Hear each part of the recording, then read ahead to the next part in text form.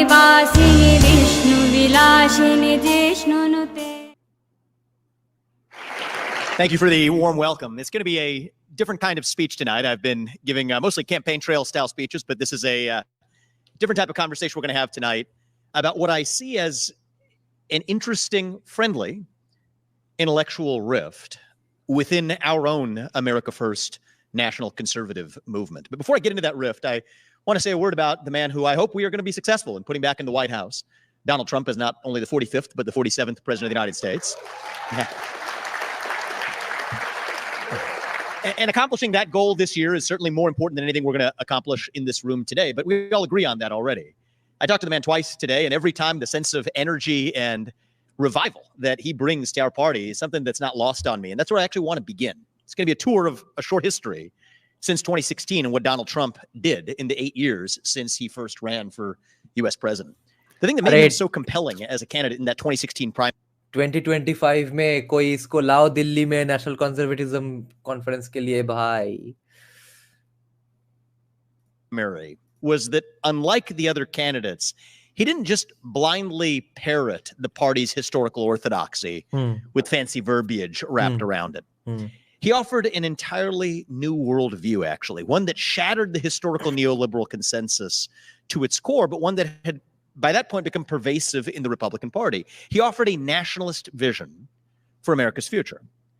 On foreign policy, he reimagined our relationships with other countries. He rejected the idea that it was America's job to be the arbiter between the good guys and the bad guys. There's no such thing in our view of international relations, but that it was our job to look at international relations through the prism of what does or does not advance American interests. He was alone in the GOP primary in that cycle in 2016 in opposing forever wars, including the Iraq War, something that bucked the Republican consensus, and so much so that it's easy to forget today how contrarian that was. It's now become the consensus in the Republican Party and probably for most of us in this room.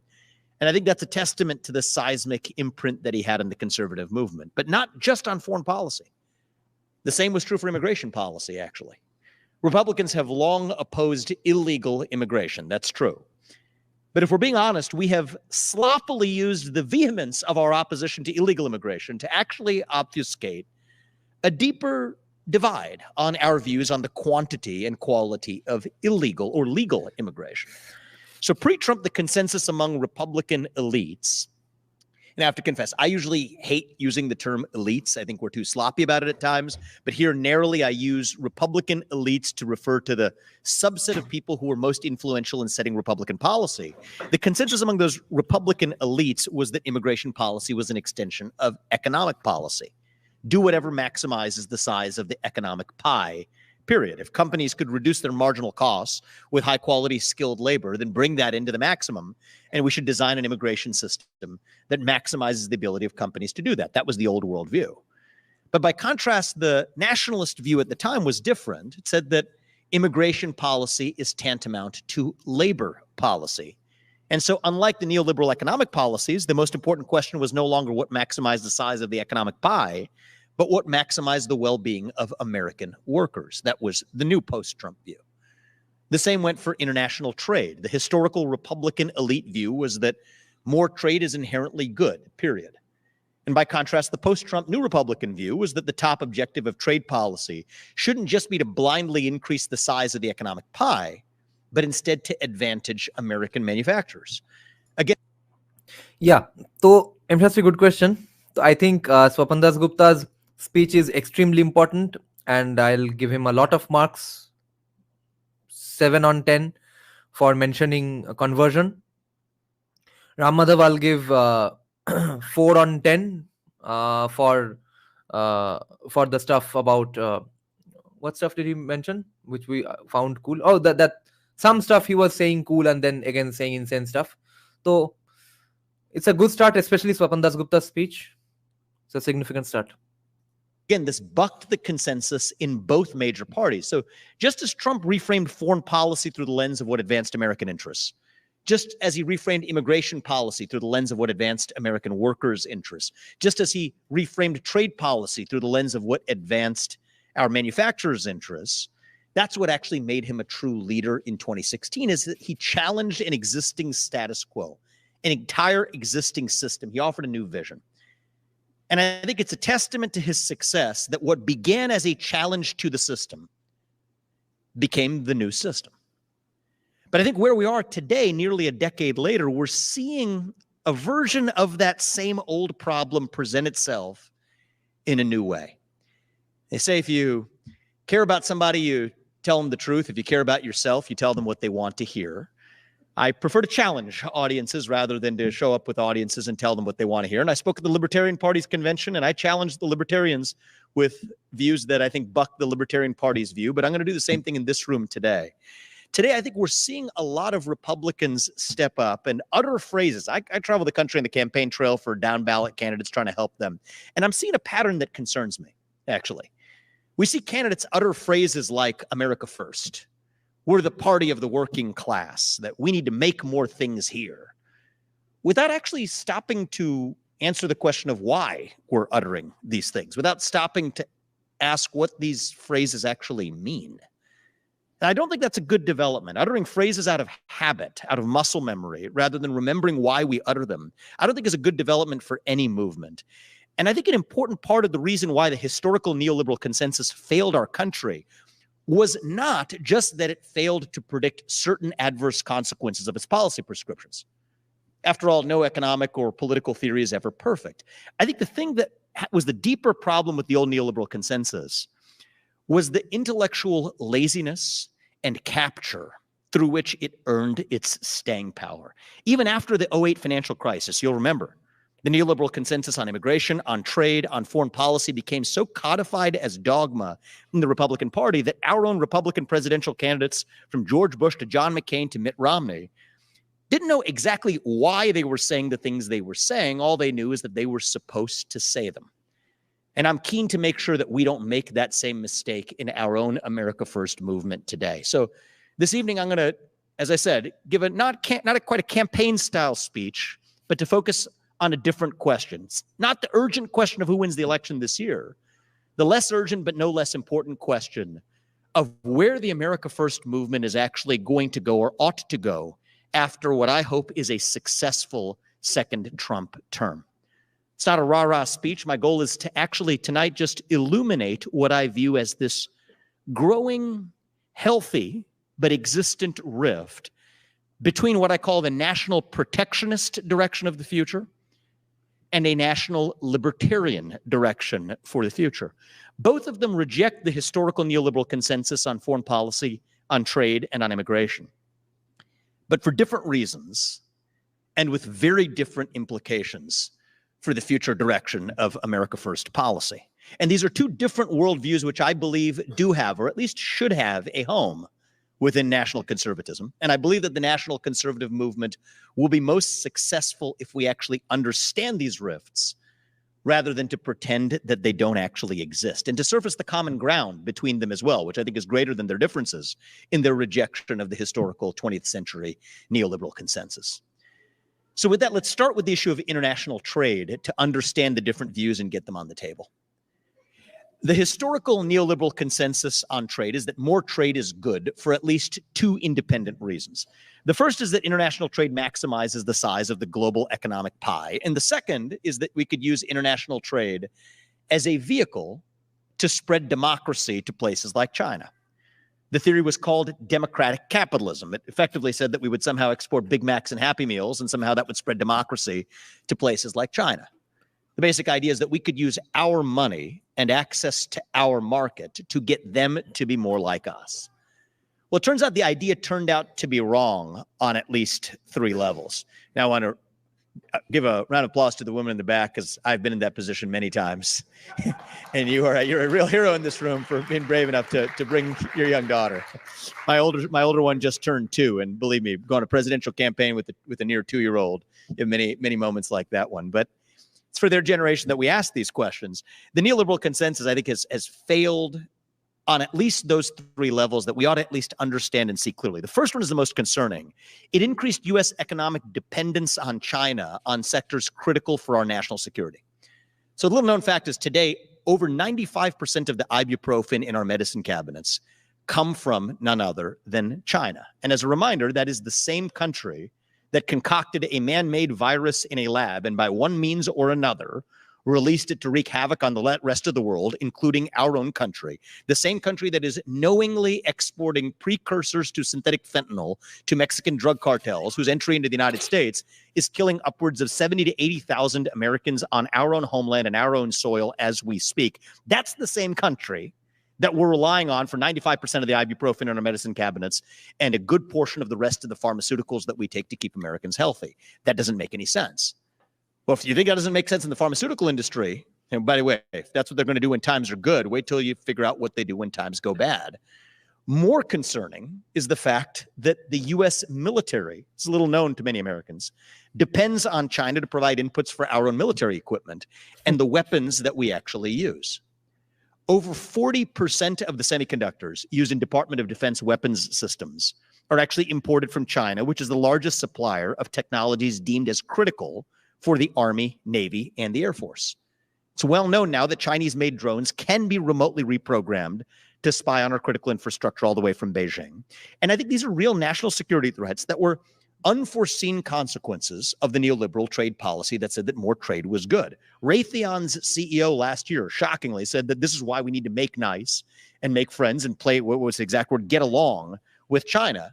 Yet it raises the question of why on earth we are stockpiling these weapons, if not to protect ourselves in a scenario of, God forbid, a major conflict, and ask ourselves what exactly that adversary would do in that scenario of conflict. I don't think Dick is a four-star general to tell you that if, God forbid, we are in a conflict scenario with China, they're not going to continue to supply the very military equipment that we're going to be using to fight them in that hopeful war that we never encounter. So I think that that's the first place. And by the way, for the libertarians in the room, if there are any, Friedrich von Hayek would have agreed with me on this too. He believed that it was perfectly appropriate for a nation, even committed to free trade, to not depend on an adversary to provide its own military equipment. It just doesn't make any sense. So that's the first place where the neoliberal consensus got it wrong, was U.S. ये गांडू लोलवर्टरियंस को कौन समझाए? dependence on China, an adversary, for certain sectors from pharmaceuticals to a military industrial base critical to our own security. The second place where they missed the plot, though, was it also had an inadvertent effect of creating a false moral equivalence between the United States and China. I'll give you a couple of examples to give you the actual texture of this. In 2020 to 2021, when Xi Jinping was pressed by international actors about the Uyghur human rights crisis in the Xinjiang province of China, the first thing he often said in those interviews was that Black Lives Matter shows that the United States is no better. This wasn't an accident. Just that same year in 2021, Yang Jiechi faced off with Tony Blinken, our little puppet of a Secretary of State, at the Alaska Summit, and spent a 15-minute opening monologue lambasting him in the United States, where China called on the U.S. to be more proactive on protecting human rights and to stop slaughtering, that is his word, not mine, stop slaughtering Black Americans. This would be laughable if it weren't for the fact that our own companies, from Nike to Airbnb to BlackRock to JP Morgan Chase, were in those years effectively saying the same thing, criticizing social injustices in the US without saying a peep about actual atrocities in China, which in turn creates a false moral equivalence between the United States and China, which in turn erodes our greatest geopolitical asset of all, which is not our nuclear arsenal, but it is our moral standing on the global stage. वो तो भाई कब का चला गया विवेक, अब उसको उसके बारे में दुख करके क्या फायदा. तो my point is that if you all read his book Woking and Capitalist Punishment, you all will know in much more detail exactly how he has brought out specific things. And I thought after reading the book that they will fucking sue his dead body into the ground 6 feet under. They couldn't do anything because Vivek was right about all those accusations. That they went on saying one good thing, one virtue signaling here about a completely unrelated abstract topic, only because they were trying to distract people away from us certain fuck up they did on a similar topic.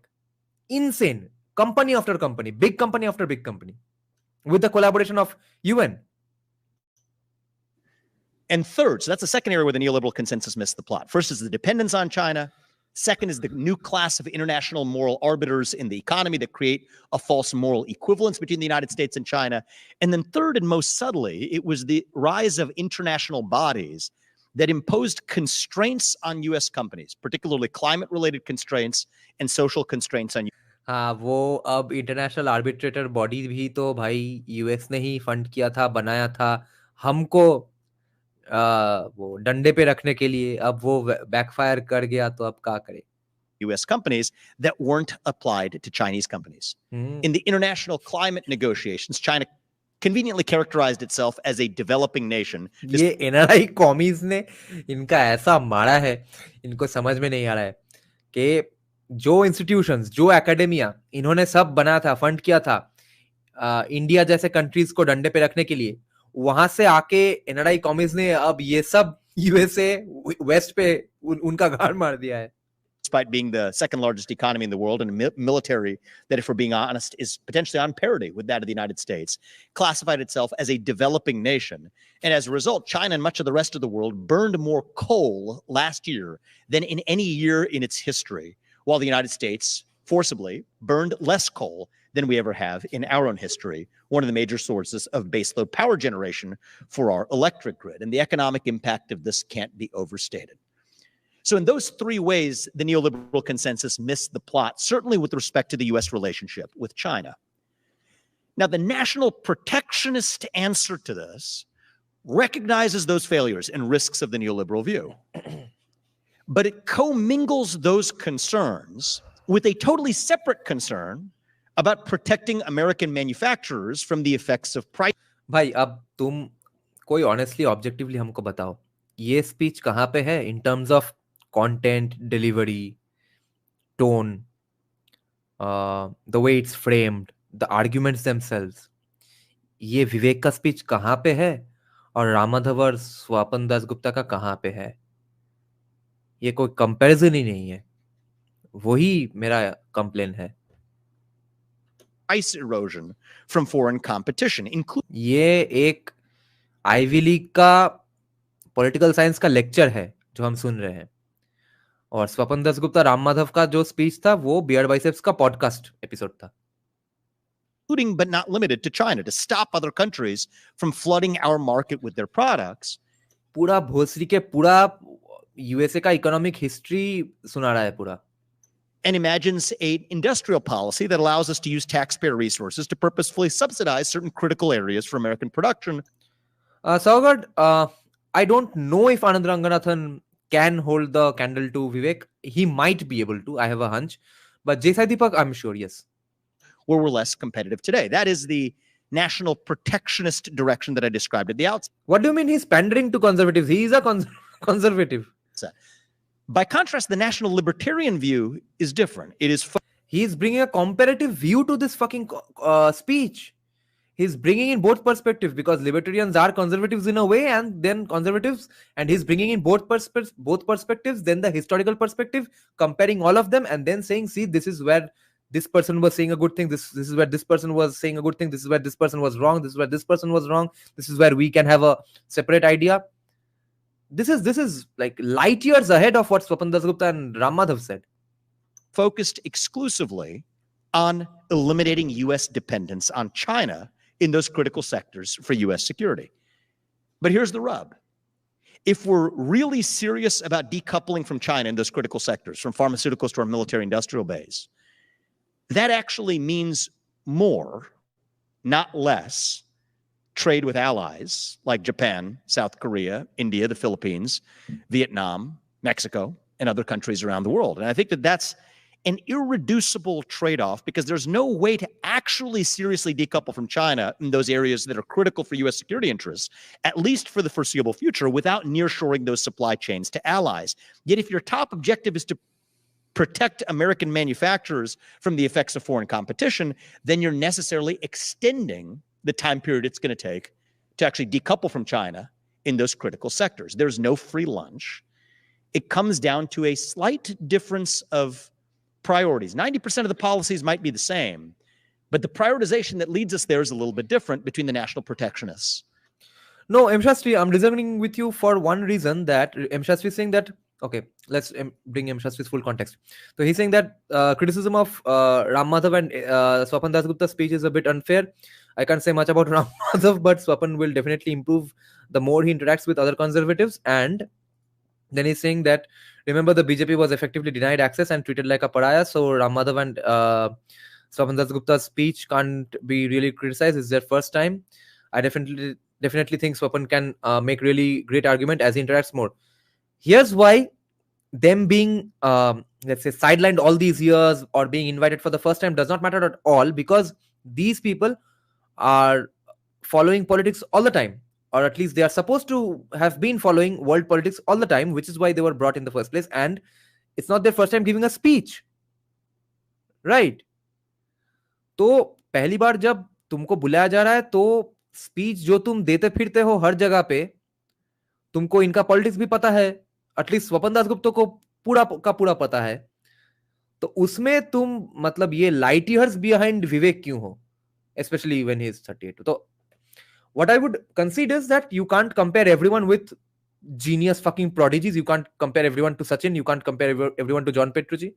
वो ठीक है, but admit that Vivek is the Sachin, John Petrucci, Lata Mangeshkar, and the national libertarians. So the bottom line on trade here, on the issue of trade, before I move to immigration, is this.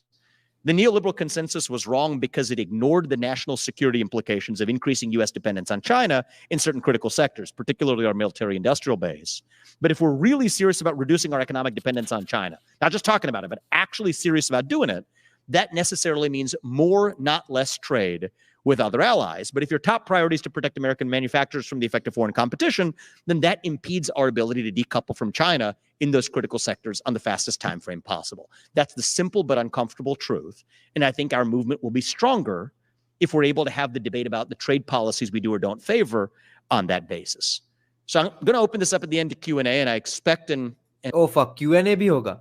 So you see, M. Shastri, why it's not even a semantic issue. It's not a word choice issue. It's a content issue. Swapan Dasgupta का पूरे speech में हमको एक चीज याद आया. What's my key takeaway is that he brought up conversion. Great thing. That's the only point I remember. Ram Madhav ke in case of Ram Madhav, I don't even remember what the awesome thing he said, but I remember that he brought up some awesome things, then said some stupid things, then some awesome things. The stupid thing I remember is he said that he has the current dispensation has kept commies in check in the academia, which is a complete fucking lie. But see the content of Vivek's speech, what framework he is bringing to the table, what comparative history he is bringing to the table. It's light years ahead. And hope for challenging questions to the view that I've presented here on trade. But first, in finishing up the areas that I'd like to review in the speech section of this, I'm going to move to the issue of immigration. The historical neoliberal consensus on immigration is that legal immigration is inherently good because it allows companies to reduce the costs of production to achieve the same level of overall output, which in turn has the effect of increasing the size of the overall economic pie.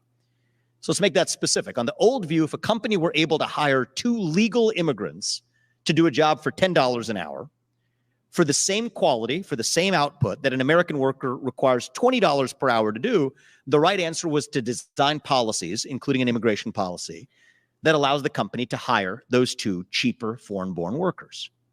By contrast, the national protectionist view is that we should adopt policies that stop those 2 immigrants from taking the job so the single American worker could... Look at this comparative steelmanning sort of a speech. How? He's bringing out both views, then comparing. M. Shastri is saying you can't expect Ram Madhav to know the history of Western thinking. That's a bit too much. Swapan Dasgupta, though, he has had exposure. तो मतलब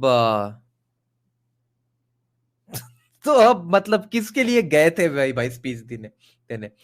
If you want Ram Madhav to make a similar speech, he would use the Indian experience to do it, but it would be uninteresting for an American audience. That's the semantic gap. Do you think he can give a similar speech on the Indian context in India? No, I don't think so he can. Could earn the higher wage. Now, the old school classical economists' response to that is that, well, that's going to reduce the size of the economic pie. It's going to reduce the number of American workers who get hired by companies at all. And I think the national protectionist response to that has effectively been, well, that's just an ivory tower myth that doesn't actually play out in reality. And more recently, I think there have been some creative and thoughtful arguments made that the influx of cheap foreign-born labor has actually impeded the quality of innovation in the United States. So, for example, when McDonald's This speech is basically a sort of a workshop or a masterclass on political science, world politics, geopolitics in any Ivy League on a Friday afternoon. That's what this speech is. We are lucky to listen to this speech for absolutely free. is able to hire cheap foreign-born workers, they're less likely to innovate with digital kiosks at their shops. Instead, what they're able to do is now use those digital kiosks. There might be fewer American-born workers who are operating them, but they're going to be paid that $20 instead. This is an argument recently and thoughtfully made by my friend J.D. Vance in his recent interview with Ross Douthat in the New York Times. That is the national protectionist position. So the old neoliberal view, what it viewed as immigration policy as inextricably linked to economic policy, where the sole objective was economic growth. Where the national protectionist view, historically viewed as the NATCON view here. Aju actually brings up a great point, which I have a counter to. See, Nikola Tesla was an immigrant, so is Vivek, Vivek's father at least. And Indians are the highest tax bracket and stuff. But you see, why that's not a justification for unfettered, even legal immigration. Illegal to chhodi do. Because India and people from Philippines, Indians and Philippines people are the highest tax brackets in USA. Okay, their population is absolutely minuscule. The people who are below the white Americans, the gigantic populations of all other countries, they are the majority of legal immigrants and illegal immigrants. They absolutely contribute fucking nothing to USA and take away all the freebies and welfare policies. That's why conservatives of USA have, I think, a legit reason to be against immigration. In response to that, said that, you know what, we're going to view immigration policy as inextricably linked to labor policy. And we're seeing that in a lot of the statutes that are being proposed. A number of Republican senators have actually favored raising the federal minimum wage by over 50%. And one of the bill's co-sponsors in that case expressly said that raising the minimum wage to $20 an hour would make it more difficult for a company to replace a native-born worker with an immigrant who would work for less.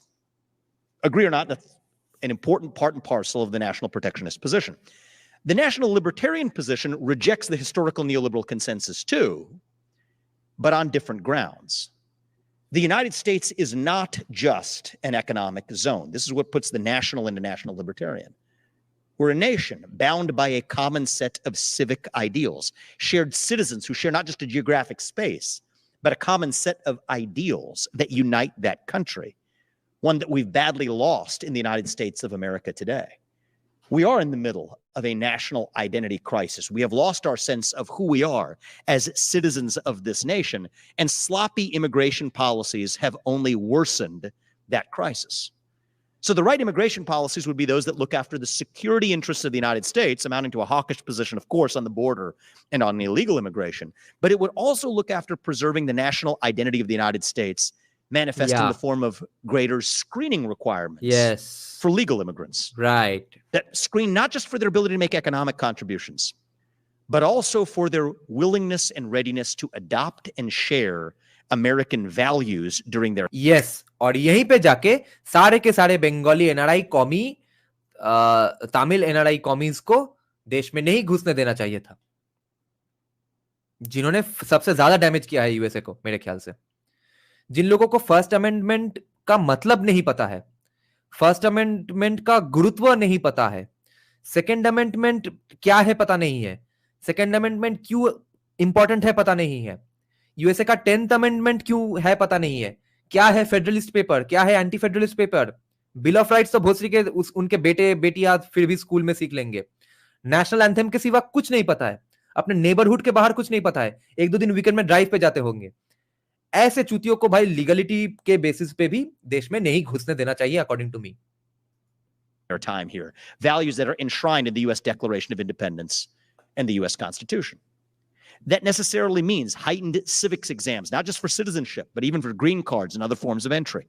Necessarily means the elimination of dual citizenship as a category altogether. The idea that you could pledge allegiance to two nations at once. Of course. It necessarily means, in my opinion, the adoption of English as the national language of the United States. A nation founded on ideals can't exist if you can't communicate those ideals to one another. And it further means ending birthright citizenship for the Absolutely. kids of illegals in this country, because an important part of This is the most obvious one. Do you know Isha Ambani, her brother Akash Ambani, Isha Ambani's sons and daughters, or Akash Ambani's sons and daughters? All of these are American citizens. All of them were born in USA. They were just happened to be in USA when their mothers were pregnant, and they are American citizens today. American national identity is that we believe in the rule of law. That is who we are as Americans. For similar reasons, I actually, by the way, just going on an aside here, I don't know if all of you will agree with this or not, but I actually favor civics exams, the same ones that we require of immigrants before they're able to. याद है हमने एक reaction video किया था ना शायद, वो जब ब्रेकफास्ट क्लब में वो पागल औरत ने विवेक के साथ डिबेट करने की कोशिश की थी, तो तब वो कौन एंकर है उसका नाम मैं भूल गया, वो जो ब्लैक रेडियो होस्ट है, उसका जो को एंकर है वो गांडू विवेक को बोल रहा है कि so what if you don't know the 3 branches of government? Even I don't know. I'm a 42-year-old man. तो ये चुतिया ऑब्वियस नहीं है, वो बिना जान के गांडू, उसको पता नहीं है कि जुडिशियरी, एग्जीक्यूटिव और लेजिस्लेटिव ब्रांच अलग होता है, इनका अलग फंक्शंस है, ये चुतिया नहीं जानता है और पूरा दिन बोल रहा है कि व्हाइट सुप्रीमेसी के वजह से, कैपिटलिज्म के वजह से देश का सत्यानाश हो गया। ऐसे गांडू को वोट करना अलाउ करना चाहिए। Vote in this country. I actually favor the implementation of civics exams for every high school senior who graduates from high school before they're able to cast a vote as well, because if we require it of immigrants, we should require it of ourselves. I think our lack of a shared national identity in the United States is one of the greatest threats to the continued existence of our republic. This republic was founded not on a common genetic lineage, not a common ethnicity, not a common religion even, but a shared set of civic ideals that brought together a religiously divided, diverse group of people 250 years ago. No, here Vivek is pandering a little. Here he is not entirely correct. When USA, when American founding fathers mentioned the freedom of religion, they meant freedom of the different sects of Christianity. I think they said it in 1784. Immigration policy became stupid in 1965. So they had no fucking clue that this was going to happen to USA. So when they said freedom of religion, they had a completely different USA in mind. And if you believe, as I do, that these common ideals are essential to our national revival, then it should inform not just our immigration policy, but what we expect of our own citizens as well. So to a national libertarian, and I think I'm blowing my cover here, but that's the camp I fall in. The top objectives here of U.S. immigration policy are to protect U.S. national security, to preserve U.S. national identity, and to promote U.S. economic growth in that order.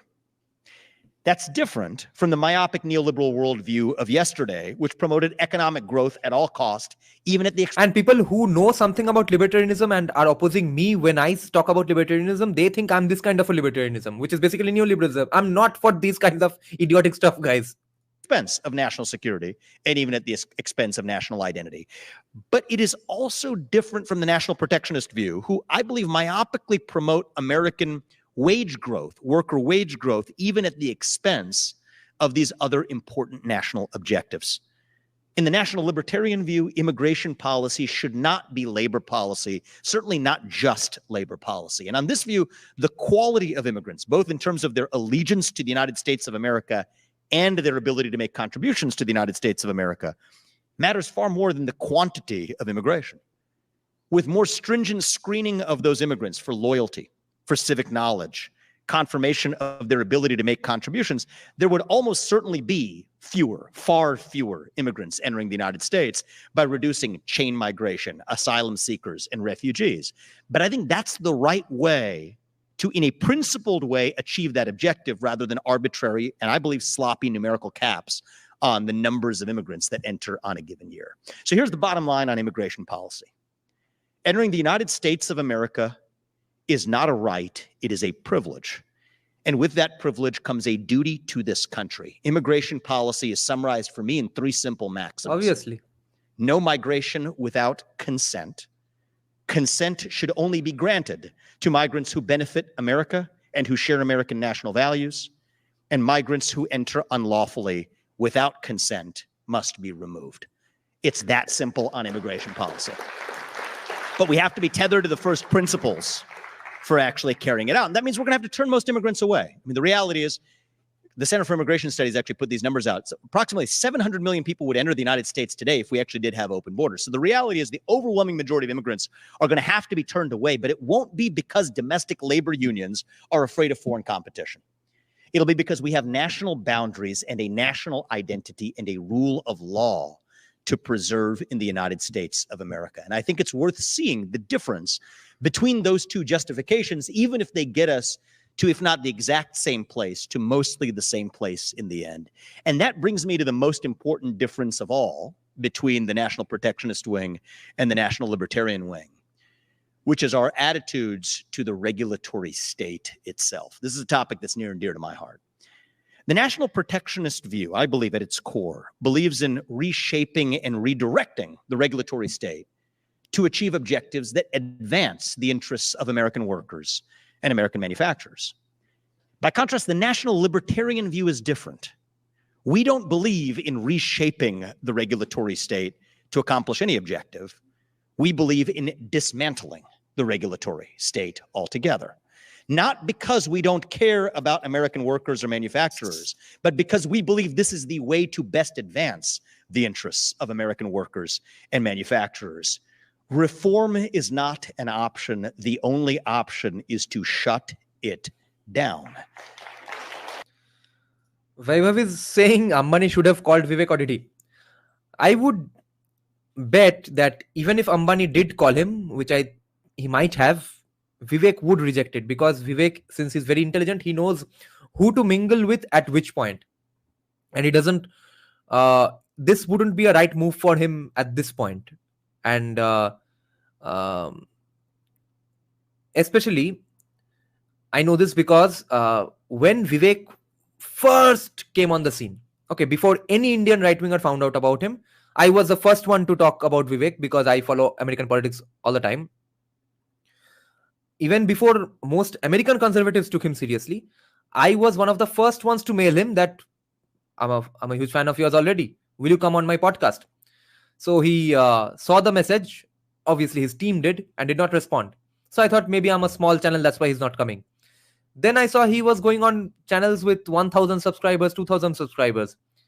Then I realized he doesn't want to come on an Indian podcast because it will bring his national loyalties into question.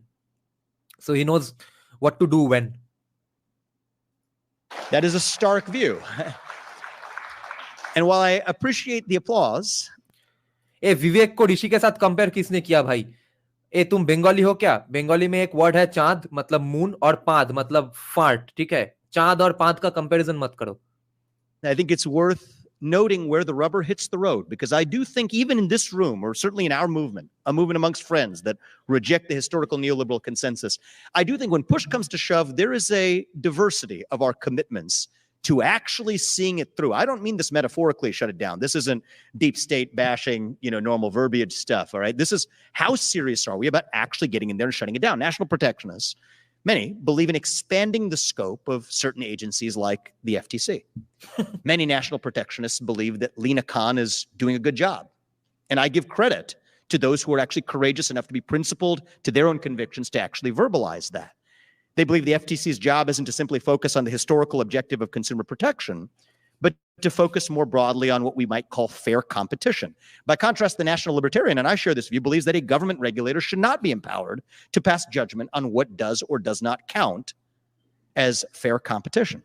Certainly not without going through the constitutionally ordained lawmaking process of Congress, delegating it instead to an unconstitutionally unelected federal bureaucrat. The same thing goes for other less discussed agencies, the CFPB, the Consumer Financial Protection Bureau, or the Department of Transportation. National protectionists believe.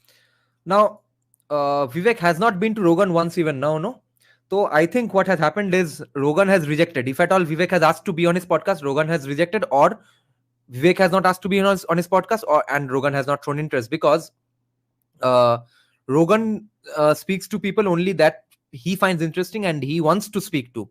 And he probably thinks Vivek is a plant or a sort of a shifty, snake-like politician because of his smooth verbiage. Okay. And here I've seen that American white people have a handicap in understanding people whose first language is not English. Okay. Do you all know a person called Jonathan B.I.B.? Okay. He's a person of Chinese or like some Japanese or Chinese Korean sort of a heritage. Okay. So he was a computer science guy, entrepreneur, and is a huge philosophy fan.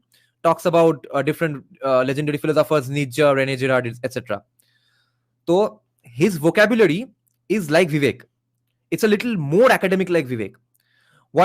And white people dislike that about Jonathan B as well, because they say that why are you putting on this fake kind of a way of speaking? You are trying to sound like an intelligent person, but what they're not getting is, since people like Vivek and Jonathan B are basically first generation fluent English speakers for whom English is almost a mother tongue, they will speak English like the people they have grown reading. And therefore, many people have had this problem, and including Joe Rogan, I think. They think Vivek is putting up a fake act. But this is what will happen if you are a good academic NRI and you are the first generation to be born in USA. You will speak like the people whose books you've read. So there's a handicap I think Joe Rogan has screwed up. I believe that the failure of poorly...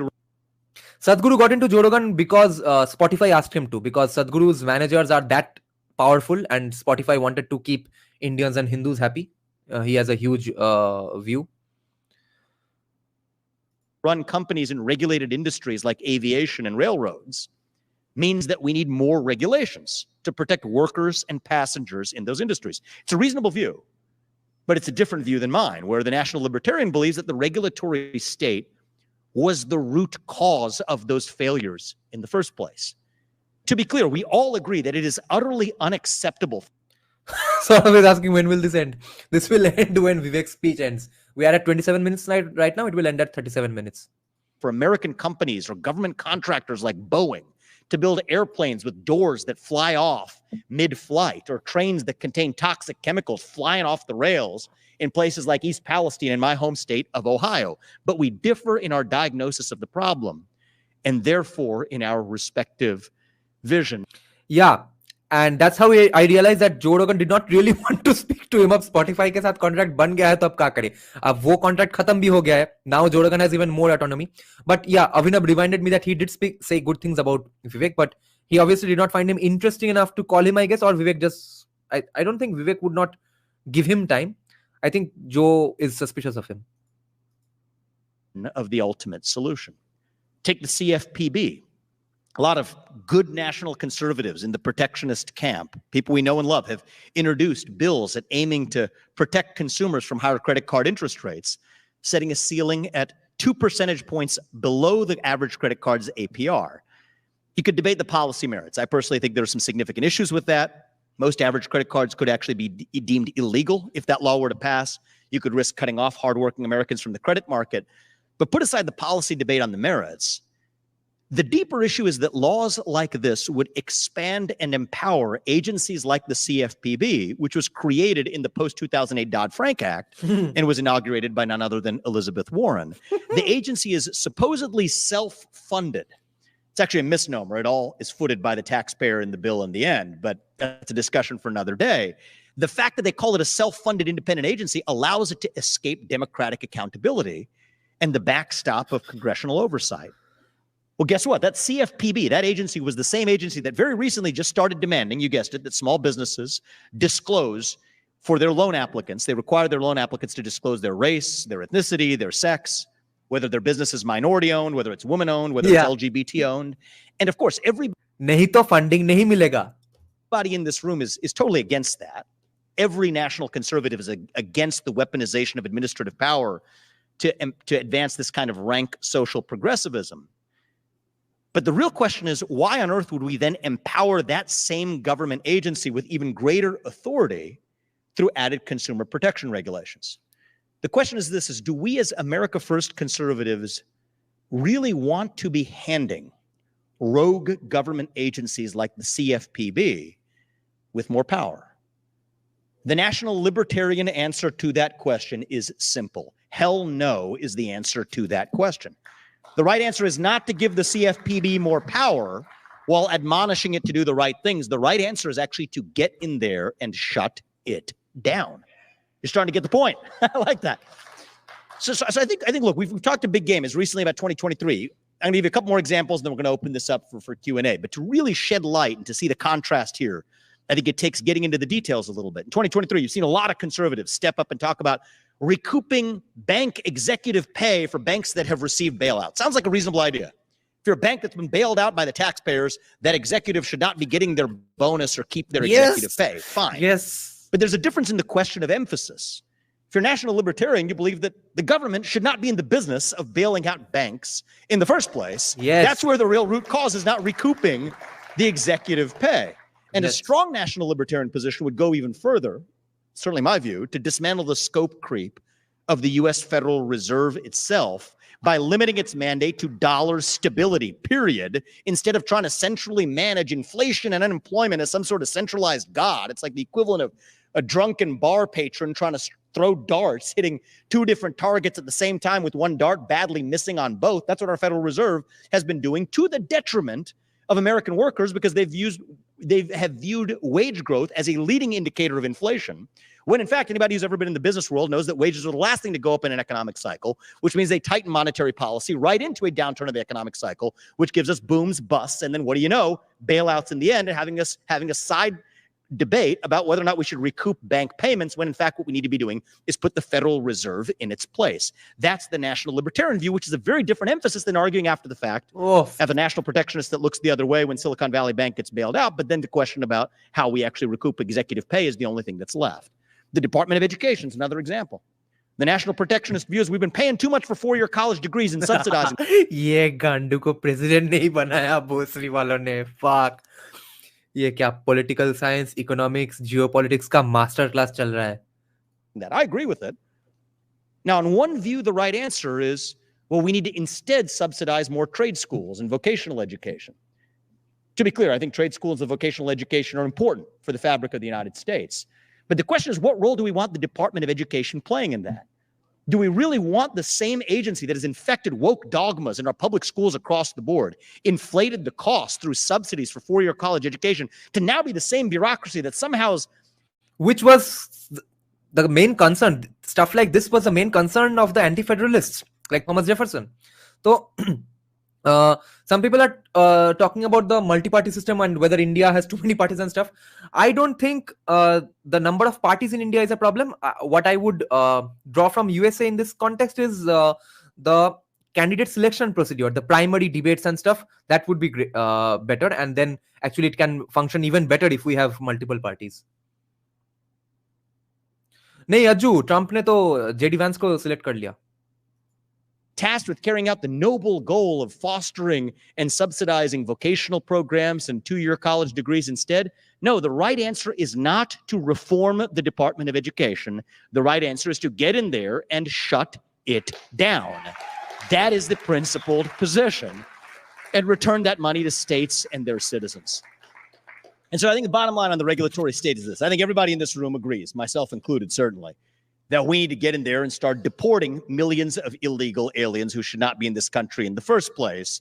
But I think we might vary in our level of commitment to the second kind of mass deportation that I believe we also require, which is the mass deportation of millions of unelected federal bureaucrats out of Washington, D.C. as well.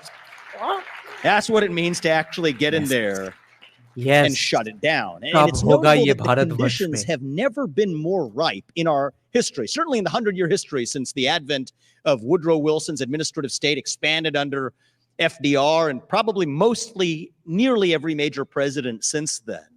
This is a historic opportunity that we actually have to get in there to do it. After 2022, West Virginia versus EPA that held major questions cannot be decided by administrative fiat, by the recent rulings of the Supreme Court this cycle in Loper and in Jarkissi from the Supreme Court that effectively said that many of these agency actions are unconstitutional. An amenable U.S. वो राहुल का debate, वो लौड़े का debate होता फिर वैसे भी ठीक है. वो शुरू करता 2002 में ऐसे अपने क्यों काहे किया, और मोदी बोलता के भाई और बहनों आज ये पप्पू ये चुतिया का डिबेट होता, और वो भी प्लान्ड और पूरा scripted. president has never been more empowered than he is today to actually take back the power from unelected bureaucrats and put that power back and vest it in those who have actually been elected. The mechanics of how that would occur, it's important. That's a topic for another day. I'm not going to plan to get into it unless it comes up in Q&A. But what I will say is, for the first time in modern American history, certainly in a generation, the national libertarian dream is no longer a fantasy, but an achievable reality. So in conclusion, the difference between these two philosophies of national conservatism comes down to a question of prioritization. The neoliberal view was concerned with two core objectives. I disagree, Vaibhav. I think Vivek rejected the VP spot. And especially with the things he plans to do, if he was not allowed to do those things, he said he would not take the post anyway. He has been saying this all along. So his goal is the top position 2028. Above all else, maximizing the size of the economic pie and using capitalism as a vector to spread democracy around the world to project U.S. power. That was the neoliberal view. By contrast, the national protectionist view focuses on guaranteeing wages for American workers and to elevate the prices that American manufacturers are able to command in the marketplace. Whereas the national libertarian view is concerned foremost with getting in there and actually dismantling the... ये पूरा का पूरा 37 minutes का speech है comparative analysis in the realm of politics, economics, and even history and geopolitics between the neoliberal view, libertarian view, and protectionist view. इसलिए ये college masters level course का एक master class workshop seminar speech है ये. The regulatory state as its top concern, not because this objective is more important than adopting policies that help workers and manufacturers, but because it is the way to help American workers and manufacturers. I don't think we're going to beat the left by adopting the methods of the left.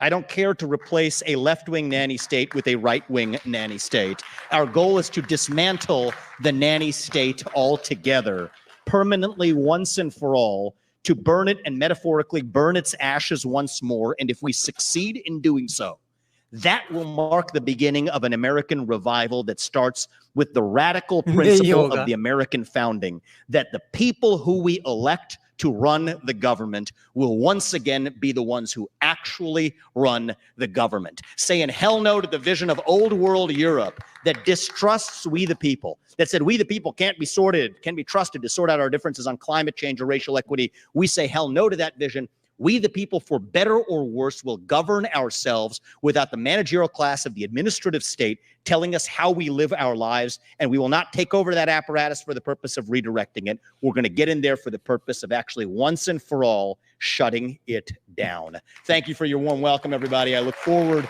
to opening this up for a few questions of conversation before we wrap tonight. Thank you. Thank you.